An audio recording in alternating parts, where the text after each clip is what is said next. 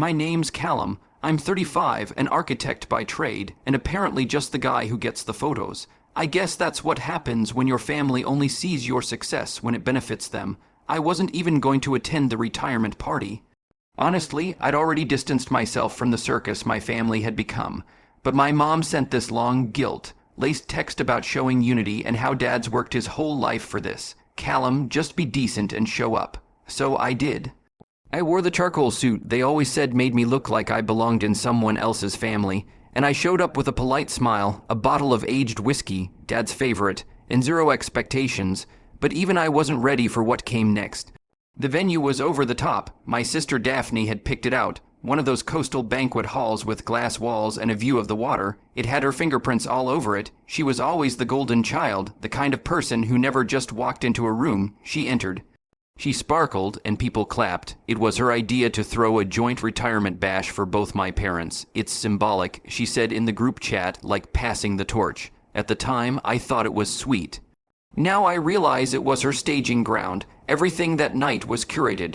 Printed menus, table numbers in gold calligraphy, a string quartet playing soft renditions of ABBA songs because apparently that's what nostalgia sounds like now. Even the cake was a 4-tiered monstrosity shaped like a sailboat. My parents loved it. They clapped, laughed, danced, and toasted. I mostly stood near the back with a drink, chatting with my cousin Martin, and trying not to get dragged into forced hugs or passive-aggressive compliments. Then, just after the second round of toasts, Daphne tapped her champagne flute with a silver spoon. I saw it coming before she even opened her mouth. That look she gets. Chin slightly up, smile frozen just enough to look gracious, scanning the room to make sure everyone's looking at her. I have a little announcement, she said. Everyone quieted. My mom put a hand on her chest like she was watching royalty speak, as you all know. Daphne went on, Mom and Dad are officially retired, and as we begin this new chapter, we also had a few family decisions to make. So after a lot of discussions, we've agreed that I'll be inheriting the beach house to keep it in the family, and Callum will be receiving the photo albums and family keepsakes. Applause, actual applause, like she just solved world hunger. I didn't clap. I didn't even blink. My first thought wasn't even anger. It was just this weird sense of floating, like I wasn't really in my body. Because the beach house, the one in Avalon, I'd spent 3 summers of my adult life unpaid, designing and overseeing renovations on that place. I installed the solar panels. I designed the custom deck. I paid for the storm, resistant windows after the hurricane. I even built the goddamn kitchen island with my own hands when the contractor bailed. My mom was beaming. My dad gave Daphne this proud little nod like she'd earned it. No one looked at me, no one even thought to ask. I set my drink down, fair enough, I said, loud enough to cut through the clapping. Daphne paused. My voice, calm as it was, didn't match the script she'd written in her head.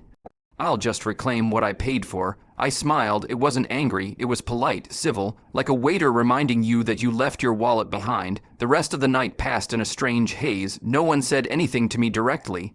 I saw a few glances, whispered conversations, but no confrontations.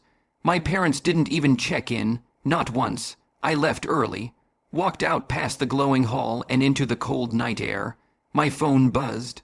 A photo in the family group chat. Daphne posing in front of the cake, captioned, "Here's to new beginnings."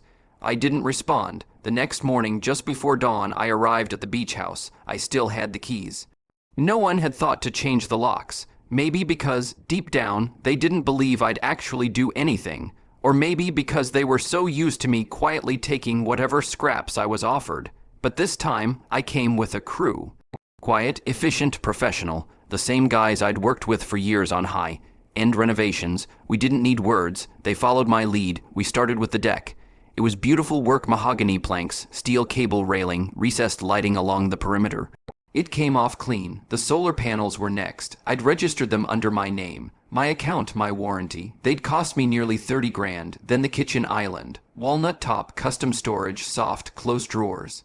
I'd built that thing as a gift. It still had my initials carved into the base. The windows took a bit longer, but they were mine too. Paid in full with my card, installed by my company. By sunrise, the house looked like a shell. No deck, no island, no solar, no windows. I didn't touch anything that wasn't mine. I left the furniture, the rugs, the wall art, even the little ceramic lighthouse my mom loved. I wasn't out to destroy anything, just to reclaim. To take back what was mine, piece by piece, nail by nail. Before we left, I walked into the living room. The place was hollow, quiet. I took one last look at the mantel, the wood hand, stained to match the floors, and left a single envelope propped up against the clock. No name, no return address, just a white envelope, sealed and waiting, and inside was a printed invoice. Nothing dramatic, just cold, clean, factual, like I knew they preferred it. Line by line, it listed every item I had paid for in the renovation of the beach house.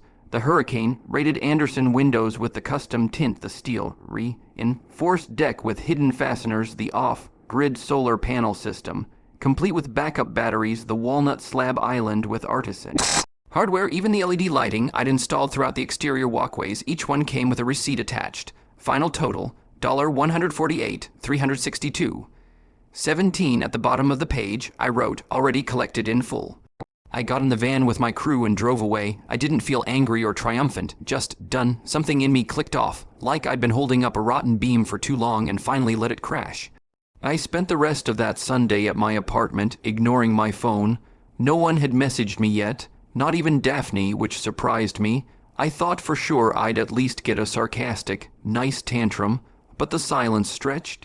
Monday morning it started. First was my mom calling around 6:50 a.m., which she only ever did when someone died or when she was preparing to unleash some guilt-drenched emotional blackmail. I didn't answer. She left a voicemail. Callum, what is the meaning of this? We went to the beach house and just call me, please. No apology, no acknowledgement that they'd blindsided me in front of an entire room, the entire party. Just confusion that their gift to Daphne now looked like a gutted model home. Then came the group chat. Daphne dropped a photo, a wide shot of the house with blue tarps slapped over the window holes and what looked like a rental grill standing in place of the missing kitchen island. She didn't say anything, just posted it. A few minutes later, Dad chimed in with, "We need to talk." No punctuation. That was his thing when he was mad. Still, I said nothing. Around noon, Daphne finally snapped. She called 3 times. I ignored her first 2. On the third, I picked up. "Are you insane?" She snapped, skipping the hello. "You can't just break into the family beach house and strip it like a salvage yard." I waited a moment before replying. Didn't break in, still had keys, and I didn't touch a single thing I didn't pay for. You know that. "It wasn't yours to take." "No," I said. "It wasn't yours to give." She went quiet. For a moment, all I could hear was her breath. Tight, short, like she was pacing. "You humiliated Mom and Dad." "No," I repeated calmly this time. "You did that when you stood up at their party and decided what I was worth in front of 50 people, when you handed yourself a 6-bedroom beach front house and threw me a box of photo albums like I was a guest at your wedding." I just responded, "You're overreacting." This was their decision, not just mine, and that's fine, I said, but then they shouldn't be surprised when I take back the things they were happy to benefit from, when they thought I was just being generous. "Callum, you're blowing this out of proportion."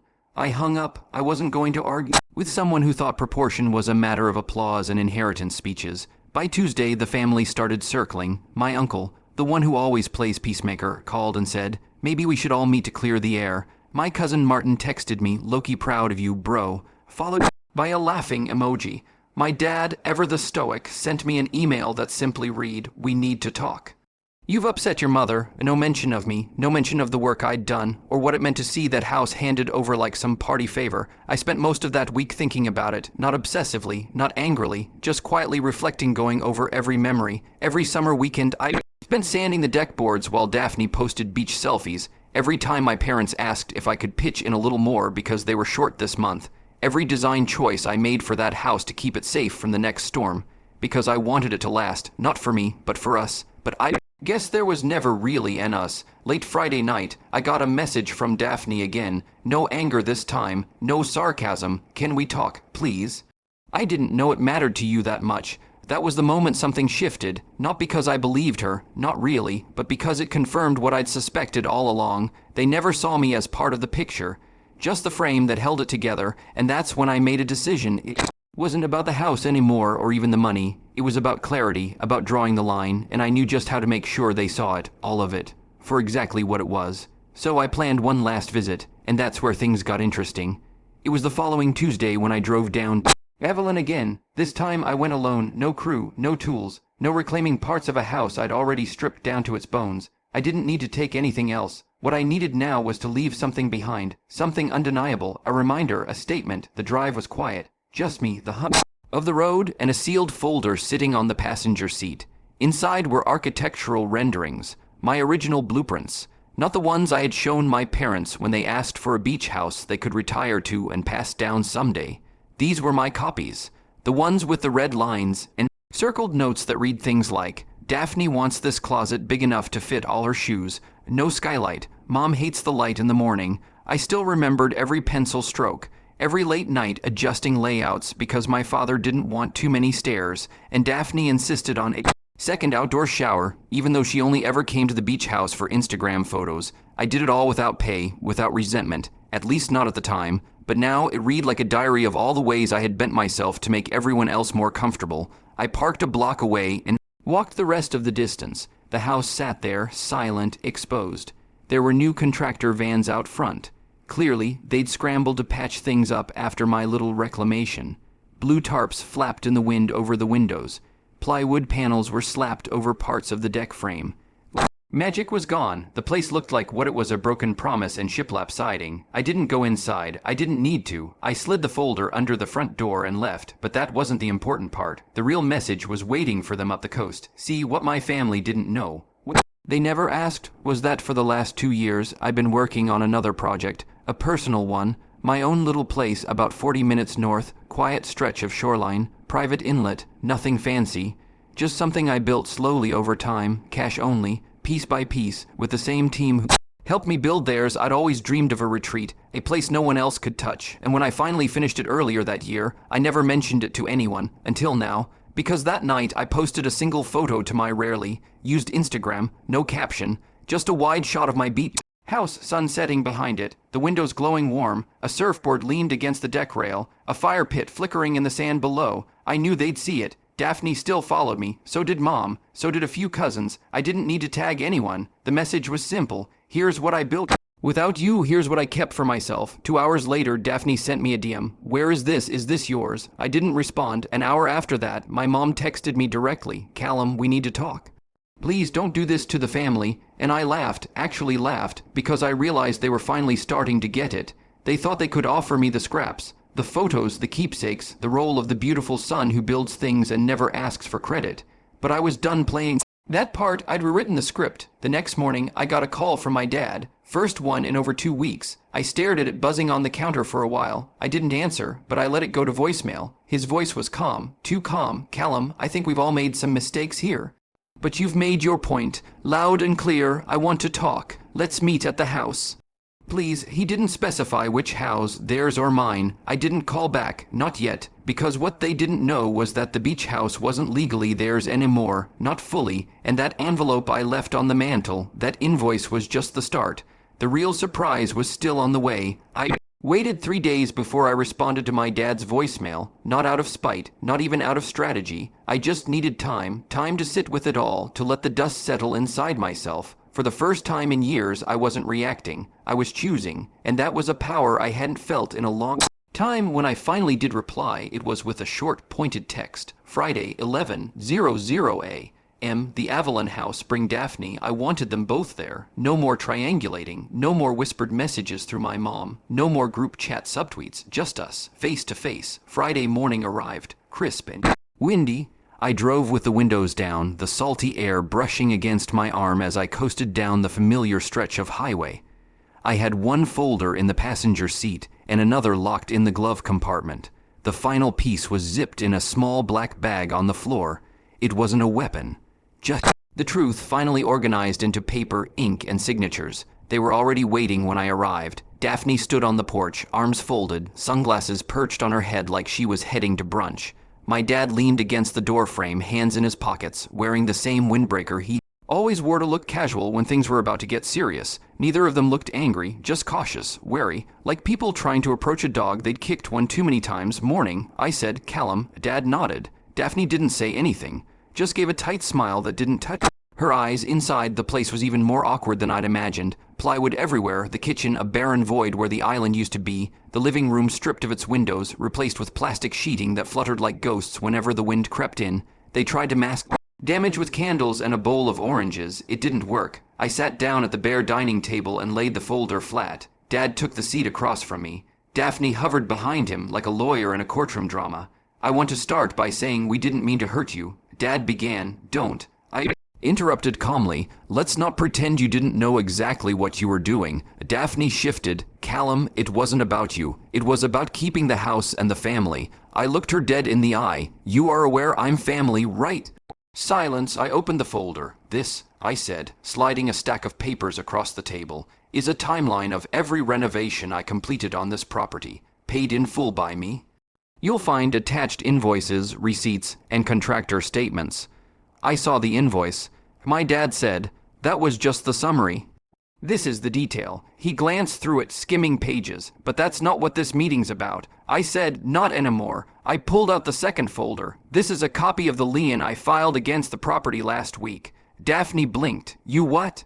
Mechanic's lien. I said, perfectly legal. When someone provides labor or materials to improve a property and doesn't get compensated, they have the right to secure payment by placing a lien on the asset. You're suing us? Dad asked, stunned. No. I said, I could have, but I didn't. I didn't want your money. Then what is this? I slid the final document forward, a notarized deed transfer agreement. I want my equity. Not your pity, not your legacy, just the value of what I put in. Daphne scoffed. So, you want to own part of the house now, after gutting it? No, I said, standing. I already do. I pulled the last folder from the black bag and dropped it on the table. Inside was a copy of a private agreement I'd made with my cousin Martin, the only one in the family who treated me with any respect. 2 years ago, Martin had inherited a small cabin from our great-uncle. He didn't want it. I did. So I bought it cheap, with one condition. Martin had signed as a silent investor in the Avalon Beach House. At the time, it meant nothing. A placeholder. A name on a single, quiet transaction that had never been recorded in the family's discussion because, as usual, no one had asked. But now, it gave me leverage. I never transferred full ownership of the upgrades to you. I said, technically, Martin had a claim. I bought him out last month.